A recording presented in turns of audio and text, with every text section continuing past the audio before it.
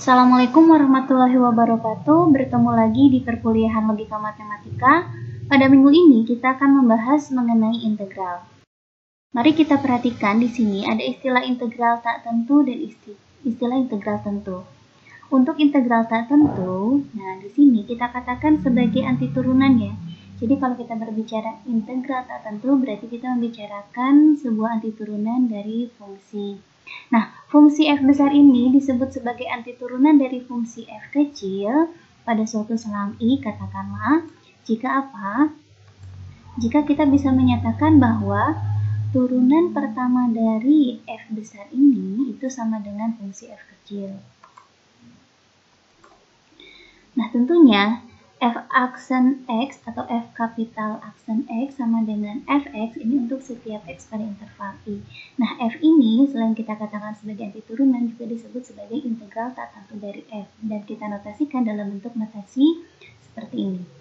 Nah, kita perhatikan contoh 9.1.1. Kita bisa menuliskan bahwa integral dari x kuadrat dx. Nah, di sini kalau kita berbicara integral, perhatikan di sini ada notasi dx. dx artinya variabel yang menjadi variabel pada pengintegralan di sini adalah variabel x. Integral x kuadrat dx ini dapat kita nyatakan sebagai x pangkat 3/3 plus suatu konstanta. Kenapa? Karena jika kita turunkan bentuk x pangkat 3/3 ditambah konstan ini, itu hasilnya akan sama dengan x kuadrat. Nah, sekarang kita perhatikan rumus-rumus integral tertentu berikut. Di sini yang pertama, jika kita integralkan suatu fungsi yang dikalikan dengan konstanta c terhadap variabel x ya, maka integralnya itu sama dengan menghitung integral fungsi fx dikalikan dengan konstanta c. Lalu bagaimana jika di dalam integral ini terdapat penjumlahan fungsi fx dengan gx? Maka hasilnya akan sama dengan integral fx ditambah integral gx. Lalu jika ada integral k dx, maka di sini konstan k ini kita integralkan terhadap variabel x, maka menghasilkan kx ditambah suatu konstan c. Lalu jika kita punya bentuk x pangkat n, kalau kita punya bentuk suku banding x pangkat n, tentunya di sini dengan n-nya itu tidak sama dengan negatif 1, maka integralnya adalah x pangkat n plus 1 dibagi dengan n plus 1 ditambah suatu konstan. Lalu jika kita punya integral dari f pangkat x dx dengan e ini adalah bilangan over, maka kita dapatkan hasilnya adalah f pangkat x plus c. Tentunya karena kalian tahu sendiri bahwa turunan dari f pangkat x itu sama dengan f pangkat x. Nah, sekarang bagaimana jika kita punya x pangkat n dengan n sama dengan negatif 1 atau bisa kita nyatakan sebagai 1 per x. Maka kita ingat kembali, fungsi apa yang kalau diturunkan menjadi 1 per x tentunya adalah ln x atau logaritma natural dari x. Nah, di sini untuk menjamin bahwa yang logaritmakan ini adalah nilainya negatif, yang di logaritmakan ini nilainya positif, maka kita beri tanda mutlak. Jadi integral dari 1 x dx ini sama dengan ln mutlak x ditambah suatu konstan c. Lalu ingat kembali integral sin x dx ini adalah negatif cos x karena turunan dari cos x adalah negatif sin x. Begitu pula untuk integral cos x sama dengan sin x dan integral secant kuadrat x dx sama dengan tangan x. Tentunya di sini ketika kita berbicara integral tak tentu, maka hasil integralnya itu selalu ditambahkan dengan suatu konstanta karena di sini kalau kita berbicara antiturunan berarti dia adalah suatu kelompok. Jadi kalau kita bicara integral secant kuadrat x dx, jadi tidak hanya tangan x ditambah 0, tapi ada juga tangan x ditambah konstanta-konstanta yang lainnya. Dan yang kita wakilkan dengan c. Lalu bagaimana menghitung integral dari x kuadrat ditambah f pangkat x ditambah sin x dx? Nah, tentunya dengan menggunakan rumus-rumus dengan menggunakan rumus-rumus integral tertentu tadi, bahwa di sini di dalam integral terhadap penjumlahannya. Maka untuk menghitung integralnya sama saja kita integralkan masing-masing lalu kita jumlahkan. Mari ingat kembali integral dari x pangkat 2 yaitu adalah x pangkat 3/3. Integral f pangkat x adalah f pangkat x dan integral dari sin x itu adalah negatif cos x. Sehingga hasilnya adalah x pangkat 3/3 ditambah f pangkat x dikurang cos x ditambah suatu konstan c. Dengan cara serupa, bagaimana menghitung integral dari 1 per x ditambah 1 per x kuadrat ditambah setengah? Nah, perhatikan di sini variabel pengintegralannya x ya. Nah, tentunya untuk 1 per x kita tahu bahwa ada fungsi yang kalau diturunkan hasilnya 1 per x. Tapi kalau untuk 1 per x kuadrat, mari kita nyatakan dulu ke dalam bentuk x pangkat. Nah, 1 per x kuadrat ingat kembali bisa kita nyatakan sebagai x pangkat negatif 2. Sehingga bentuk ini bisa kita tuliskan sebagai integral 1 per X ditambah X pangkat negatif 2 ditambah setengah. Mari kita hitung, karena di dalam integral di sini adalah penjumlahan, maka sama dengan kita integralkan masing-masing lalu kita jumlahkan. Ingat kembali integral 1 per X dx itu adalah lembar log X, integral X pangkat min 2 dx adalah min X pangkat min 1 atau bisa kita tulis sebagai min 1 per X, dan integral dari setengah, karena setengah ini adalah konstan, maka hasilnya adalah setengah X. Jangan lupa, ini adalah bentuk integral tak tentu, sehingga di akhir selalu kita tambahkan dengan suatu konstanta C. Lalu sekarang kita bahas mengenai integral tentu. Nah, apa yang membedakan antara integral tak tentu dengan integral tentu? Ketika kita berbicara integral tak tentu, berarti yang kita cari adalah fungsi antiturunannya. Sedangkan kalau kita berbicara integral tentu, kita berbicara suatu bilangan. Nah, kenapa kalau kita berbicara integral tentu ini selalu dikaitkan dengan luas daerah suatu kurva fungsi pada di suatu interval? Karena tentunya jika kita ingin menghitung integral tentu dari suatu fungsi, berarti kita harus tahu dulu apakah fungsi itu kontinu atau terdefinisi. Kontinu dan terdefinisi pada interval apa. Nah, misal fungsi f ini kontinu dan terdefinisi pada interval atau selang A, B. Nah, untuk menentukan integral tentu, sekarang kita bayangkan dulu bahwa selang A sampai B ini kita bagi menjadi n selang bagian yang tentunya memiliki lebar yang sama, yaitu sama-sama delta x, di mana delta x ini nilainya akan sama dengan benefit per n. Lalu kita misalkan, jadi bilangan atau bilangan x sepanjang selang A, B ini, setelah kita bagi menjadi n selang bagian, masing-masing selang itu memiliki titik-titik ujung, di mana bilangan-bilangan di ujung selangnya adalah x0, x1, x2, dan seterusnya sampai xn, dengan x0-nya adalah A dan xn-nya adalah B. Nah, sekarang untuk I sama dengan 1, 2, sampai n, yaitu ini adalah bilangan-bilangan x yang ada di ujung kanan setiap selang bagian. Nah, ini berarti kita punya xi ini ada pada interval xi-1 sampai xi ya. Maka untuk definisi integral tentu dari f dan untuk daerah A sampai dengan B itu adalah kita notasikan dalam bentuk ini, dan ini sama dengan limit n menuju k hingga dari sigma fxi dikali delta x dengan i bergerak dari 1 sampai n. Nah, bentuk sigma ini disebut dengan penjumlahan Riemann. Karena pertama kali dinyatakan oleh Riemann ya. Sekarang ada beberapa sifat dari penjumlahan atau sigma yang harus kalian ingat kembali. Bahwa ketika kalian menjumlahkan konstanta sebanyak n, itu pasti hasilnya akan sama dengan n kali konstanta tersebut. Lalu jika kalian menjumlahkan 1 tambah 2 tambah 3 tambah 4 dan seterusnya sampai n, atau sigma i dari i-nya dari 1 sampai n itu sama dengan n dikali n plus 1 per 2. Lalu jika kalian menjumlahkan 1 kuadrat tambah 2 kuadrat tambah 3 kuadrat dan seterusnya sampai n kuadrat, atau bisa kita nyatakan sebagai sigma i kuadrat dimulai dari 1 sampai n. Nah, ini sama dengan n dikali n plus 1 dikali 2n plus 1 per 6. Dan kalau kalian punya penjumlahan dari 1 pangkat 3 tambah 2 pangkat 3 tambah 3 pangkat 3 dan seterusnya sampai n pangkat 3, atau kita nyatakan dalam bentuk sigma i pangkat 3i mulai dari 1 sampai n, maka ini sama dengan n kali plus 1 per 2 ya. Nah, sekarang tentunya kalau kita berbicara integral tentu, kita bicara integral fx dx dari A sampai dengan B. Nah, di sini karena hasilnya berupa bilangan, maka nilai atau hasil dari integral tentu ini tidak selalu bergantung pada x. Artinya apa? Artinya ketika kita ingin menghitung integral A sampai B fx dx, ketika kita mengubah x ini menjadi sembarang huruf yang lain, misalkan T atau R atau S atau Y apapun, maka selama batas intervalnya sama dan fungsi yang digunakannya adalah sama, itu menghasilkan bilangan yang sama, atau hasil nilai dari integral ini akan sama. Nah, sekarang coba kita perhatikan contoh 9.2.1. Bagaimana cara menyatakan limit n menuju k hingga dari sigma xi pangkat 3 tambah xi dikali sin xi kali delta x, di mana i ini bergerak dari 1 sampai n sebagai integral pada selang 0 sampai pi. Nah, tentunya di sini kita ingat kembali bahwa bentuk ini sama dengan bentuk jumlah Riemann ya, dimana kalau kita perhatikan ini kan sama dengan sigma fxi dikali delta x, otomatis yang ini bisa kita nyatakan sebagai fxi.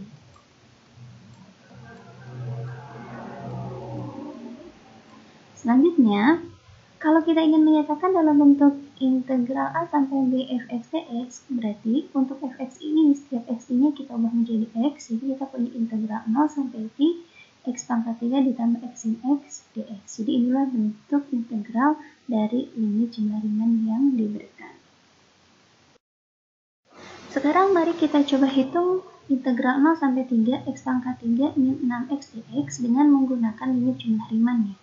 Yang pertama yang harus kalian hitung adalah berapa sih lebar selang bagian yang sudah kita buat, yaitu delta x. Tadi delta x ini kan sama dengan b min a per n ya. Karena di sini integralnya dari 0 sampai 3, berarti bisa kita nyatakan a-nya dengan 0, b-nya dengan 3, dan fx-nya dengan x pangkat 3 dikurang 6x. Oleh karena itu diperoleh delta x sama dengan 3 per n. Kemudian jika xi ini bisa kita nyatakan sebagai ujung-ujung selang bagian yang sudah kita buat, maka untuk nilai xi atau bilangan-bilangan xi ini akan sama dengan a ditambah i kali delta x, sehingga diperoleh x ke i itu sama dengan 3i per n. Nah, karena fx ini adalah x pangkat 3 dikurang 6x, berarti fxi-nya adalah xi pangkat 3 dikurang 6xi, dengan mensubstitusikan xi yang sudah kita peroleh yaitu 3i per n, maka kita peroleh 3i per n pangkat 3 dikurang 6 dikali 3i per n. Nah, sehingga untuk jumlah Riemann dari fx sama dengan x pangkat 3 dikurang 6x pada interval 0 sampai 3 itu bisa kita nyatakan sebagai sigma dari 3i per n pangkat 3 dikurang 6 kali 3i per n, ini adalah fxi, dikalikan dengan delta x-nya yaitu 3 per n, dan sigmanya dimulai dari 1 sampai dengan n. Kita ingat kembali beberapa aturan atau sifat dalam sigma ya. Pertama, di dalam sigmanya di sini dapat kalian. Kita bisa mengalihkan dulu, sehingga diperoleh sigma 81i pangkat 3 per n pangkat 4 dikurang 54i per n kuadrat. Nah, sekarang karena di dalam sigma ini ada pengurangan, kita bisa menghitung masing-masing dulu sigmanya, lalu kita cari nilai pengurangannya. Lalu setelah itu, karena di sini sigma ini bergantung pada i ya, berarti jika di dalam sigma ini ada unsur selain i, bisa kita simpan di depan sigma, sehingga diperoleh 81 per n pangkat 4 sigma i pangkat 3 dikurang 54 per n kuadrat sigma i. Lalu dengan menggunakan tadi bahwa sigma i pangkat 3 berarti kita menjumlahkan 1 pangkat 3 tambah 2 pangkat 3 dan seterusnya sampai dengan n pangkat 3. Ini bisa kita tuliskan sebagai n dikali n plus 1 per 2 dikuadratkan. Begitu pula untuk sigma i atau penjumlahan 1 tambah 2 tambah 3 dan seterusnya sampai dengan n bisa kita nyatakan sebagai n dikali n plus 1 per 2. Nah, ini kalau kita lihat, ini bisa kita nyatakan sebagai sigma n kuadrat kali n plus 1 kuadrat per n pangkat 4, dan ini n kali n plus 1 per, dari ini harusnya per 2. Oh, maaf. Ini benar ya, per n kuadrat.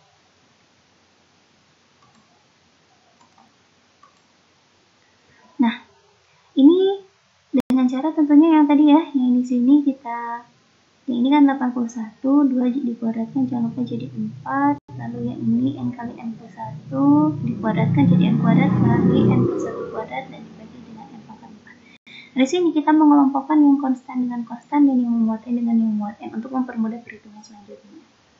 Sekarang mari kita lanjutkan lagi. Nah, bagaimana untuk integral dari 0 sampai 3 x pangkat 3 dikurang 6x dx, karena kita sudah punya jumlah Riemann-nya. Maka kita hitung limit n mendekati tahinya dari jumlah Riemann tersebut. Nah, untuk mempermudahkan kalian bahwa di dalam limit ada pengurangan, kita bisa hitung masing-masing limit baru dikurangkan. Dan karena di dalam limit ini ada konstan, bisa kita keluarkan konstannya ke depan limit. Sehingga kita tinggal menghitung limit yang ada yang bergantung pada n saja. Nah, karena di sini n yang menuju tahinya, berarti kita bisa membagi n kuadrat dengan n pangkat 4 menjadi 1 per n kuadrat. Lalu yang ini juga n dengan n kuadrat menjadi 1 per n.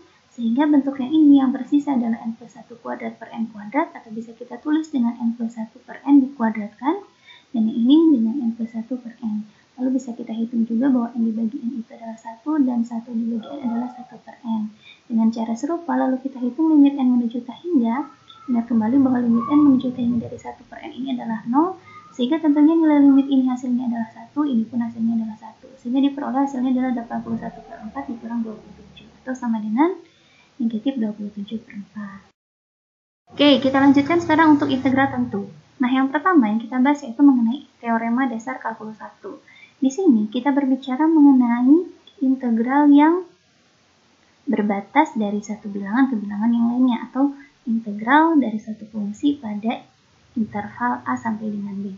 Nah, jika kita berbicara teorema dasar kalkulus 1, di sini mengatakan jika f ini kontinu pada interval A sampai B, maka fungsi g yang didefinisikan sebagai integral A sampai x f dt, dan di sini g-nya bergantung pada x, sedangkan x ini menjadi batas untuk integral f dt. Ingat kembali bahwa yang di bawah ini kita sebut dengan batas bawah dan yang di atas disebut dengan batas atas. Nah, x ini berada pada interval A sampai dengan B. Nah, ini fungsi g ini kita katakan kontinu pada interval A sampai dengan B dan terdiferensialkan pada interval terbuka A, B. Dimana kalau kita turunkan fungsi g ini terhadap variabel x atau g absen dx itu sama dengan fx. Jadi tinggal kalian lihat di sini batasnya adalah x, kita substitusikan ke dalam fungsinya. Nah, sedangkan teorema dasar kalkulus 2 menyatakan bahwa jika kita punya fungsi f yang kontinu pada interval tutup A, B, nah, maka untuk menghitung integral dari A sampai B fx dx itu sama dengan kita substitusikan nilai B pada antiturunannya dikurangkan substitusikan A pada antiturunannya. Ya, kembali bahwa f besar ini kita sebut sebagai antiturunan, di mana jika f besar ini kita turunkan pertama kali terhadap variabel x menghasilkan fungsi f.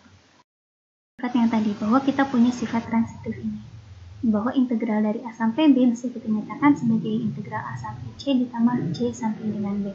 Nah, caranya, kalau tadi A kita misalkan sebagai X dan B-nya itu adalah X kuadrat, maka kita pilih C-nya adalah sebuah bilangan. Bilangan yang di dalam integralnya ini terdiferensialkan. Ya, jadi kalau kita punya T kuadrat ditambah 1, nah, fungsi T kuadrat ditambah 1 ini kontinu di mana saja? Oh, karena T kuadrat plus 1 ini kontinu di sembarang bilangan, maka kita bisa memilih sembarang bilangan di antara X sampai X kuadrat ini. Misalkan kita pilih sembarang bilangan tersebut adalah 0, sehingga bentuk integral X sampai dengan X kuadrat T kuadrat plus 1 dt bisa kita tulis sebagai integral X sampai dengan 0 ditambah integral 0 sampai dengan X. Nah, karena kita ingin menggunakan teorema dasar kalkulus 1, maka tentunya batas bawahnya haruslah konstan. Kita ingat kembali tadi bahwa kita punya sifat integral tentu, bahwa dengan cara menukarkan batas bawah dan batas atasnya tentunya akan menghasilkan negatifnya ya. Nah, sehingga untuk menurunkan fungsi gx terhadap variabel x, maka kita bisa menggunakan teorema dasar kalkulus 1. Tadi di bagian 1 kita sudah tahu bahwa turunan dari integral 0 sampai x kuadrat plus 1 ini adalah x kuadrat plus 1, dan turunan dari integral 0 sampai x kuadrat t kuadrat plus 1 itu adalah 2x pangkat 5 plus 2x, sehingga turunan dari fungsi gx ini adalah negatif dari turunan integral 0 sampai x t kuadrat plus 1 atau x kuadrat plus 1, dan ditambahkan dengan turunan dari integral 0 sampai x kuadrat t kuadrat plus 1, yaitu 2x pangkat 5 plus 2x, sehingga diperoleh hasilnya adalah 2x pangkat 5 dikurang x kuadrat ditambah 2x dan dikurang 1. Sekarang, bagaimana kalau kita ingin menghitung integral tentu dari integral 0 sampai 1 x kuadrat plus f pangkat x dx. Nah, di sini kita gunakan teorema dasar kalkulus 2 ya. Pertama, kita cari dulu antiturunan dari x kuadrat dan f pangkat x. Ingat kembali, karena di dalam integralnya ini adalah penjumlahan, maka sama saja kita integralkan masing-masing, lalu kita jumlahkan. Integral x kuadrat itu adalah x pangkat 3 per 3, dan integral f pangkat x itu tetap f pangkat x, sehingga dengan menggunakan dengan menggunakan TDK 2, untuk hasil dari integral 0 sampai 1 x kuadrat ditambah f pangkat x dx ini akan sama dengan, kita substitusikan dulu batas atas, yaitu 3 pangkat 3 per 3 ditambah dengan f pangkat 3 dikurangkan dengan substitusikan batas bawah, diperoleh 0 pangkat 3 per 3 ditambah f pangkat 0. Nah, kembali f pangkat 0 itu adalah 1 ya, sedangkan 0 dibagi 3 hasilnya 0, sehingga diperoleh hasilnya adalah 3 pangkat 3 per 3 itu adalah 9 ditambah f pangkat 3 dikurang 1 atau sama dengan 8 ditambah f pangkat 3. Nah, dengan cara serupa bagaimana menghitung integral 1 sampai dengan e 1 per x ditambah setengah dx ya. Ingat kembali di sini adalah integral tentu, maka kita integralkan dulu masing-masingnya karena di dalamnya adalah penjumlahan. Integral 1 per x tadi adalah ln mutlak x, dan integral setengah ini adalah konstan, maka hasilnya adalah setengah x. Kita hitung pada batas bawah e dan 1. Kita substitusikan e, lalu kita substitusikan 1, lalu kita lihat hasilnya. Ln e itu adalah 1, dan setengah e itu adalah setengah e, ln 1 itu adalah 0, dan setengah kali 1 adalah setengah. Dikalikan negatif di depannya, jangan lupa ya. Sehingga diperoleh hasilnya adalah setengah ditambah setengah e. Nah, sekarang kita ingat kembali bahwa tidak selamanya yang kita integral itu bentuknya mudah atau memenuhi sifat-sifat atau rumus-rumus integral tentu maupun integral tak tentu. Nah, ada kalanya kita harus menggunakan aturan substitusi untuk menyelesaikan integral tak tentu maupun integral tentu. Nah, mari kita perhatikan dulu aturan substitusi untuk integral tak tentu. Jika kita punya U yang sama dengan fungsi Gx, di mana Gx ini adalah fungsi yang terdiferensialkan dan daerah nilainya ini berupa selang I. Kemudian kita punya f juga yang kontinu pada I, maka integral dari f Gx dikali G aksen x dx bisa kita nyatakan sebagai f u du. Dari mana nih f u du? Karena Gx tadi adalah U, dan kalau kita turunkan, berarti kita punya du per dx adalah G aksen x ya. Sehingga kalau kita punya G aksen x dx itu hasilnya adalah du. Sehingga bentuk ini bisa kita nyatakan sebagai integral f u du. Nah, sama halnya dengan aturan substitusi pada integral tentu. Yang membedakan tadi ya, kalau kita berbicara integral tertentu, maka di sini kita tidak menuliskan secara eksplisit batas intervalnya karena kita berbicara variabel x pada suatu selang. Nah, sekarang kalau kita berbicara aturan substitusi pada integral tentu di mana diberikan batas bawah dan batas atasnya, maka ketika kita menggunakan aturan substitusi, ingat kembali bahwa batas atas dan batas bawahnya ini berubah. Jadi ketika batas bawahnya A, maka batas bawahnya akan berubah menjadi U, yaitu yang bernilai GA. Sedangkan ketika batas atasnya B untuk X, nah maka ketika kita gunakan aturan substitusi, maka batas atasnya menjadi U sama dengan GB. Oke, lalu dalam aturan substitusi kadang kita membutuhkan beberapa konsep mengenai fungsi simetri. Nah, apa itu fungsi simetri? Fungsi yang dia itu memiliki, jadi yang dia merupakan pencerminan. Kalau kita berbicara fungsi genap, berarti dia memiliki pencerminan terhadap sumbu Y ya. Tapi kalau dia fungsi ganjil, dia mempunyai pencerminan atau simetri terhadap titik asal 0,0. Nah, di mana kalau dia fungsi genap, tentunya f negatif x ini akan sama dengan fx, sedangkan untuk fungsi ganjil, f negatif x-nya akan sama dengan negatif fx. Dan di sini memiliki hal yang unik, di mana jika kita integralkan fx dx untuk fungsi genap nih, pada interval negatif a sampai dengan a, maka ini akan sama dengan 2 kali integral dari 0 sampai a fx dx, atau sama dengan 2 kali integral negatif a sampai 0 fx dx. Tetapi jika f-nya ini adalah fungsi ganjil, maka integral dari negatif a sampai a fx dx itu hasilnya akan sama dengan 0. Coba kita perhatikan di sini, bagaimana cara menghitung integral x sin x kuadrat dx. Nah, di sini apakah boleh Bu kalau kita selesaikan dengan cara integral x dx dikalikan dengan integral sin x kuadrat dx? Tentunya kembali lagi ingat di rumus-rumus integral tertentu tadi, apakah ada integral fx kali gx dx sama dengan integral fx dx ditambah integral gx dx? Tidak ada kan? Nah, tentunya di sini kita butuh suatu cara untuk menyederhanakan bentuk integral ini sehingga bisa kita gunakan rumus-rumus integral tak tentu yang ada. Caranya bagaimana? Yaitu kita gunakan aturan substitusi. Kita punya sin x kuadrat, tentunya untuk mencari antiturunan dari sin x kuadrat, dia harus memuat cos x kuadrat. Tapi ingat kembali bahwa ketika cos x kuadrat diturunkan berdasarkan aturan rantai, itu akan menghasilkan kali 2x ya. Oleh karena itu, si x kuadrat ini kita nyatakan dulu sebagai bentuk yang lebih sederhana, yaitu sebagai U. Jika U sama dengan x kuadrat, tentunya du sama dengan 2x dx. Nah, karena di sini kita punya bentuk x dx, maka x dx bisa kita nyatakan sebagai setengah du. Sehingga bentuk integral x sin x kuadrat dx bisa kita tuliskan sebagai integral sin U dikali setengah du. Setengah ini konstan, boleh pindah ke depan integral, sehingga sama dengan setengah kali integral sin U du. Nah, sekarang kita punya integral sin U du. Berdasarkan rumus integral tertentu tadi, kita sudah tahu bahwa rumusnya integral dari sin U du itu adalah negatif cos U, sehingga setengah dikali integral sin U du sama dengan negatif setengah cos U. Karena kita berbicara integral tertentu, nah kalian ingat kembali bahwa ditambah dengan suatu konstan C. Sehingga dengan mengubah kembalian sebagai x kuadrat, kita peroleh hasilnya untuk integral x sin x kuadrat dx itu sama dengan negatif setengah cos x kuadrat plus C. Nah, sekarang bagaimana kalau kita punya integral tentu, integral 0 sampai 2 x kuadrat dibagi dengan akar x pangkat 3 plus 1 dx. Ya, tentunya ini terlihat rumit, tapi kalian ingat kembali bahwa saya punya x kuadrat, berarti ini bisa kita nyatakan atau kita tahu ini adalah turunan dari bentuk X pangkat 3, sehingga yang bentuknya lebih rumit yaitu X pangkat 3 plus 1 ini bisa kita nyatakan sebagai bentuk yang lebih sederhana, yaitu sebagai U. Sehingga dengan menggunakan aturan substitusi, kita misalkan U itu adalah X pangkat 3 plus 1 ya. Dan DU-nya adalah turunan dari X pangkat 3 plus 1, yaitu 3X kuadrat plus 0 atau 3X kuadrat dx. Nah, karena di sini kita punya X kuadrat dx, tentunya kita punya X kuadrat dx bisa kita nyatakan sebagai 1/3 DU.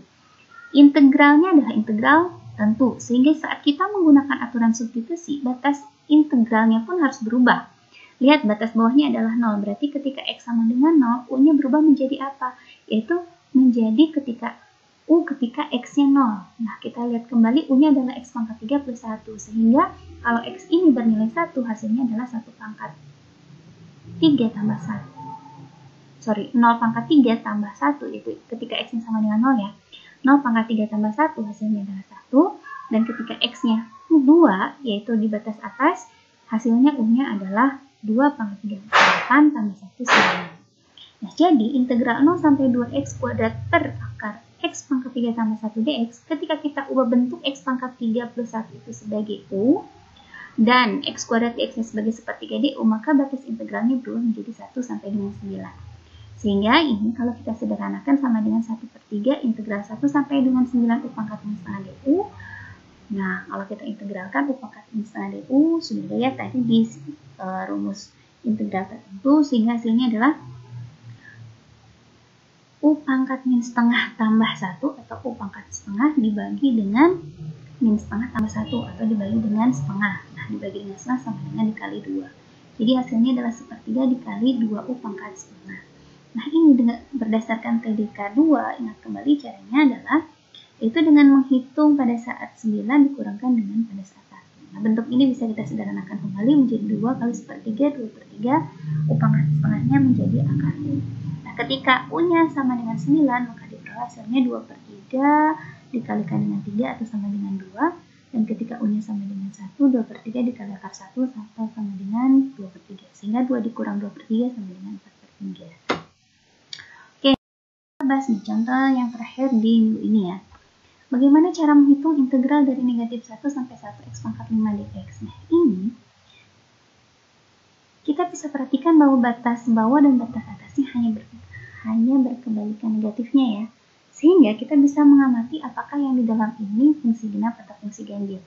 Nah, cara mengamatinya kita lihat dulu perilaku f min x dan fx-nya. Ketika kita punya fx sama dengan x pangkat 5, maka f min x sama dengan min x dipangkatkan 5 atau min dari x pangkat 5. Karena x pangkat 5 tadi adalah fx, berarti ini sama dengan negatif fx ya. Nah, karena f min x ini sama dengan negatif fx, berarti di sini fungsinya adalah fungsi ganjil. Nah, kalau kita punya suku banyak, seperti kelihatan ya, kalau seandainya pangkatnya itu ganjil, berarti dia pasti fungsi ganjil. Sehingga integral dari negatif 1 sampai 1x pangkat 5 dx tentu hasilnya akan sama dengan 0. Nah, selanjutnya bagaimana jika kita punya integral dari negatif 1 sampai 1x pangkat 4 dx? Kalian bisa amati perilaku fx dan f min x-nya, atau bisa lihat dulu dengan pangkatnya ya, karena di sini dia adalah fungsi suku banyak, di mana pangkatnya adalah genap, maka dia pastilah fungsi genap. Sehingga kalau kita integralkan negatif 1 sampai 1 untuk fungsi x pangkat 4 dx ini, hasilnya akan sama dengan 2 kali integral 0 sampai 1x pangkat 4 dx, atau sama dengan 2/5 x pangkat 5 dari 0 sampai dengan 1, sehingga diperoleh hasilnya adalah 2/5.